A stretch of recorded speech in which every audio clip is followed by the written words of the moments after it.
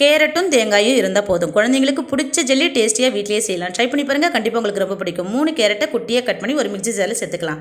அதோட ஒரு பெரிய துண்டு தேங்காவையும் குட்டியாக கட் பண்ணி சேர்த்து தேவையான அளவுக்கு தண்ணியும் சேர்த்து நல்லா ஃபைனாக அரைச்சிக்கலாம். அரைச்ச விழுத சுத்தமான காட்டனில் சேர்த்து நல்லா வடிகட்டிக்கலாம். வடிகட்டின கேரட் தேங்காய் பால் ஜூஸோட 1 கப்பு கார்ன்ஃப்ளவர் மாவு சேர்த்து கட்டி இல்லாமல் கலந்துவிட்டு ஒரு ஓரமாக வச்சுக்கலாம்.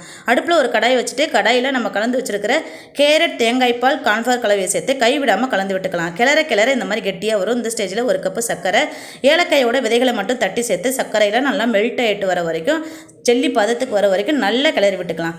கிளற நல்லா ஜெல்லி பதத்துக்கு வந்து நம்மளுடைய கேரட் தேங்காய் பால் ஜெல்லி ரெடி ஆகிடுச்சு. இதுதான் வந்து ஜெல்லி பதம். இந்த ஸ்டேஜில் ஸ்டவ் ஆஃப் பண்ணிக்கலாம். இனி இது ஷேப்புக்காக 2 பவுலில் சேர்த்துக்கலாம்.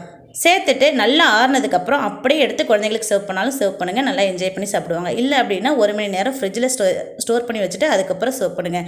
டேஸ்ட் இன்னுமே அட்டகாசமாக இருக்கும். இந்த பதிவு பிடிச்சிருந்தா சப்ஸ்கிரைப் பண்ணி லைக் பண்ணி சப்போர்ட் பண்ணுங்கள், ஷேர் பண்ணுங்கள். ஓகே, பாய்.